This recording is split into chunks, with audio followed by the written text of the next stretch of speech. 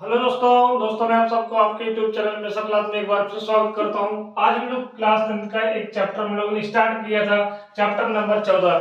तो हम लोगों ने मान निकालने की विधि को दो विधि हम लोगों ने पढ़ लिया था। एक आपका प्रत्यक्ष विधि हमने पढ़ा था और एक आपका काल्पनिक माध्य विधि हमने पढ़ लिया था दोस्तों। तो हम लोगों ने क्या कहा था कि जो तीसरा मेथड है पग विचरण विधि, इसको हम लोग आज पढ़ेंगे दोस्तों। तो इन तीनों मेथड को जब हम लोग पढ़ लेंगे तो पूरा एक क्लियर हो जाएगा कि माध्य कैसे निकाला जाता है, वो हम लोग यहाँ पर क्लियर कर देंगे। लेकिन फिर भी आपको एक्सरसाइज 14.1 स्टार्ट किया है तो हर एक क्वेश्चन को तीन मेथड से सॉल्व करेंगे।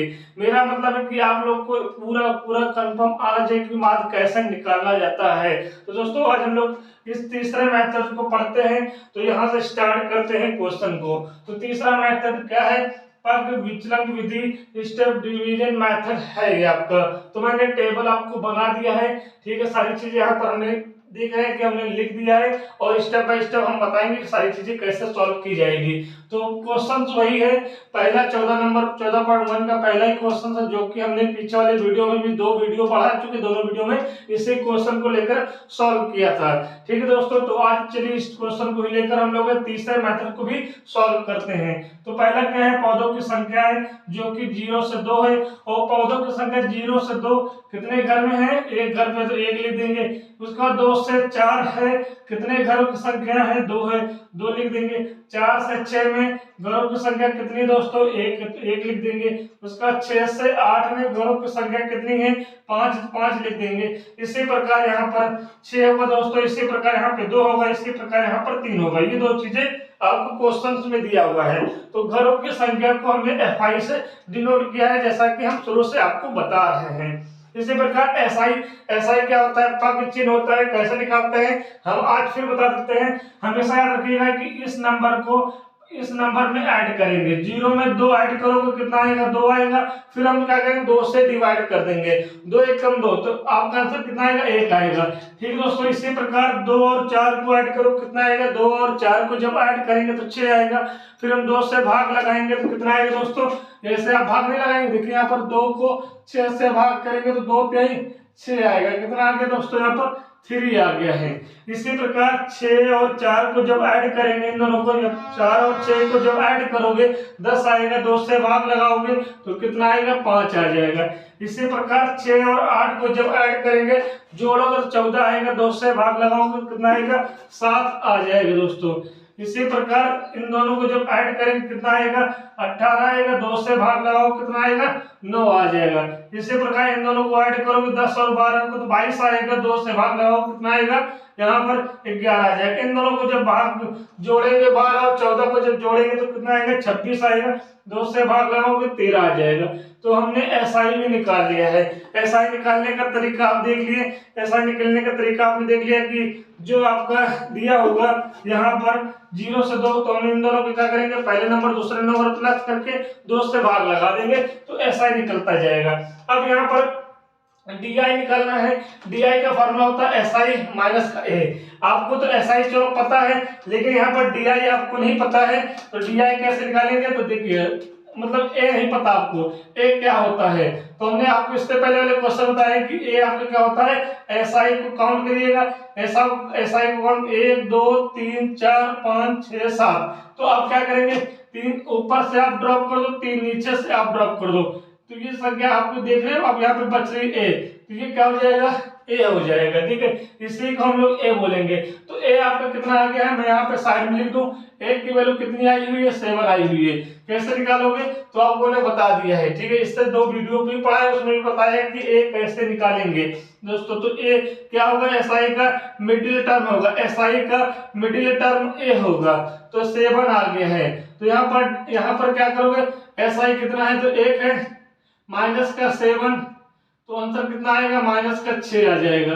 तो इसी प्रकार SI कितना है? 3 है, माइनस का 7, आंसर कितना आएगा? माइनस का 4 आ जाएगा। इसी प्रकार 5 माइनस का 7, आंसर कितना होगा? माइनस का 2 आ जाएगा। यहाँ तक आपको बात समझ आ गई? यहाँ तक बात समझ आ गई। इसी प्रकार 7 में 7 माइनस करेंगे, कितना आएगा? 0 आ जाएगा। इसी प्रकार हम क्या करेंगे? 9 में 7 माइनस करेंगे, कितना आएगा दोस्तों? 2 आएगा। इसी प्रकार 11 में 7 माइनस करेंगे कितना आएगा 4 आएगा। इसी प्रकार 13 में 7 माइनस करेंगे तो कितना आ जाएगा 6 आ जाएगा। तो देखा आपने डी आई कैसे निकालते हैं, एस आई माइनस का ए, एस आई माइनस का एस आई आपका एक पूरे टर्म है और इसमें माइनस क्या करना ए करना। ए क्या होगा, एस आई का मिड नंबर होगा, मध्य संख्या होगी। तो एस आई के नंबर जितने भी हैं सब लिख लोगे, जो मिड नंबर होगा वही आपको क्या हो जाएगा यहाँ पर ए हो जाएगा। ठीक है दोस्तों, तो यहाँ तक बात समझ आ गई, यहाँ तक बात समझ आ गई। अब यहाँ पर देखिएगा यू आई निकालना है। यू आई निकालने के लिए आप इसको डायरेक्ट इस तरह फॉर्मूला में लिख सकते हैं, यहाँ पर रफ वाला काम करता है। यू आई इक्वल टू हम लोग डी आई अपॉन एच भी लिख सकते हैं। बात समझ में आ गया, आपको बात समझ में आ गया। यू आई बराबर क्या होता है, डी आई अपॉन एच होता है। तो डी आई आपको निकाल चुके, डी आई माइनस 6 आया हुआ है, डी आई दूसरे के लिए माइनस 4 आया हुआ है, डी आई तीसरे के लिए माइनस 2 आया हुआ है। इसी प्रकार डी आई की वैल्यू निकल गई है। अब बात आती है कि एच क्या होता है। एच क्या होता है, एच हमारा क्या होता है, 2 नंबर के बीच का गैप कितना होगा, 2 नंबर के बीच का गैप कितना होगा। जैसे हम 0 से 2 के बीच में गैप कितने 2 का है, 2 से 4 के बीच में गैप कितने का है 2 का है, 4 से 6 के बीच का गैप कितना है 2 का है, 6 से 8 के बीच का गैप कितना है, अंतर कितना है 2 का है। तो जो दो नंबर के बीच का जो अंतर आता है वही एच कहलाएगा। एच कितना आ गया यहाँ पर 2 आ गया है, बात समझिएगा। एच कितना आ गया यहाँ पर 2 आ गया है। तो यहाँ के लिए क्या होगा, s i minus a, s i minus a बोलो या फिर डी आई बोलो, बात एक ही है। तो एस आई माइनस ए यहाँ पर कितना है, माइनस का 6 है बटे एच कितना है 2 है। तो यहाँ पर आंसर कितना आएगा, माइनस का 3 आ जाएगा। बात समझ में आ गया। एस आई माइनस ए कितना है 4 है और एच कितना है 2 है, तो आंसर कितना आएगा माइनस का 2 आ जाएगा। इसी प्रकार एस आई माइनस ए कितना है 2 है और डिवाइड करोगे 2 को तो आंसर कितना आएगा माइनस का 1 आ जाएगा। इसी प्रकार एस आई माइनस ए कितना है 0 है और हम डिवाइड करेंगे 2 से तो आंसर कितना आएगा 0 आएगा। इसी प्रकार 2 को 2 से डिवाइड करोगे कितना आएगा 1 आएगा। इसी प्रकार 4 को 2 से डिवाइड करोगे कितना आएगा 2 आएगा। इसी प्रकार 6 को 2 से डिवाइड करोगे कितना आएगा 3 आएगा। बात समझ आ गई, बात ये भी आपको समझ आ गई, कोई दिक्कत नहीं है, आप इसको डरिएगा नहीं। मैं सारे क्वेश्चन को ठीक है तीनों मेथड से कराऊंगा, टाइम भले ज्यादा लग जाए लेकिन आपको आना चाहिए। ठीक है, ये बात आपको पता होना चाहिए। ठीक है दोस्तों, ठीक है, आपको अभी नहीं समझ आ रहा है, अगले क्वेश्चन से भी हम लोग क्या करेंगे, तीनों मेथड करेंगे, प्रत्यक्ष विधि, काल्पनिक माध्य विधि, पग विचलन विधि, तीनों क्वेश्चन को वहां पर सॉल्व करेंगे। देखिएगा इतनी बात समझ आ गई, इतनी बात समझ आ गई। तो अब देखिएगा पेन थोड़ा सा मैं बता, मल्टीप्लाई करना है तो इन दोनों की हम क्या करते हैं मल्टीप्लाई करते हैं। एफ आई कहां मिलेगा आपको 1, देख रहे हो दोस्तों, ये एफ आई 1 हो गया और मल्टीप्लाई यू आई कितना है माइनस का 3 है, माइनस का 3 ले लिए हैं। इसी प्रकार यहाँ पर 2 होगा, ठीक है, फिर माइनस का 2 हो जाएगा। ठीक है भाई, 2 की मल्टीप्लाई यू आई से करोगे तो यू आई कितना है माइनस का 2 है। इसी प्रकार यहाँ पर 1 होगा, मल्टीप्लाई करोगे माइनस का 1 से। इसी प्रकार यहाँ पर 5 है, मल्टीप्लाई करोगे किससे 0 से। इसी प्रकार यहाँ पर 6 है, मल्टीप्लाई करोगे किससे तो बोलोगे सर 1 से। इसी प्रकार यहाँ पर 2 है, मल्टीप्लाई करोगे किससे 2 से। इसी प्रकार यहाँ पे 3 है, मल्टीप्लाई करोगे किससे 3 से। तो आप देख रहे हो, आप यहाँ पर देख रहे हो कि जब इन दोनों की मल्टीप्लाई करेंगे तो माइनस का 3 आएगा, इन दोनों की मल्टीप्लाई करेंगे माइनस का 4 आएगा, इन दोनों की मल्टीप्लाई करेंगे माइनस का 1 आएगा, इन दोनों को मल्टीप्लाई करेंगे तो 0 आएगा, 6 1 जा 6 आएगा, 2 2 जा 4 आएगा, 3 3 जा 9 आ गया। तो यहाँ तक बात समझ आ गई, यहाँ तक आपको बात समझ आ गई है।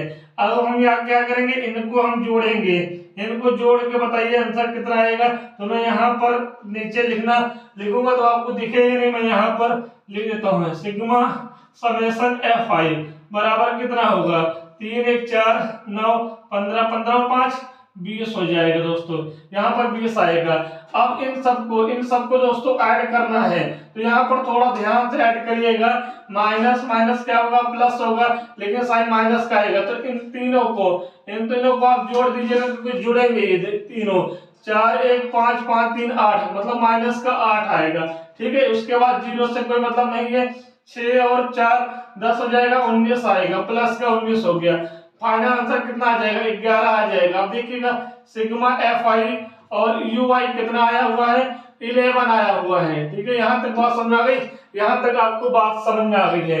तो sigma summation f i u i कितना आ गया है, 11 आ गया है। समेशन एफ आई कितना आ गया, 20 आ गया है। यहाँ तक बात समझ में आ गई, यहाँ तक आपको बात समझ में आ गई है।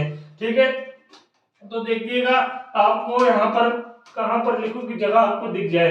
यहाँ पे आपको दिखेगा इसका फॉर्मूला क्या होता है, माध्य बराबर होता है दोस्तों यहाँ पर ए प्लस का H sigma F i u I upon summation f आई। ठीक है, यहाँ पर आपको ये फार्मूला लगाना पड़ेगा। ये फार्मूला माध्य बराबर ए प्लस एच, इसको ब्रैकेट में लिख सकते हैं, इसको हम ब्रैकेट में लिख सकते हैं summation f i u I upon summation f आई। यहाँ तक बात समझ में आ गई, यहाँ तक बात समझ में आ गई। तो इस फॉर्मूले नीचे लिखेंगे तो आपको दिखेगा नहीं, मैं इसको मिटाकर ऊपर लिखता हूँ, ऊपर लिखने का प्रयास करता हूँ दोस्तों, आंसर यहाँ पर छोटा छोटा।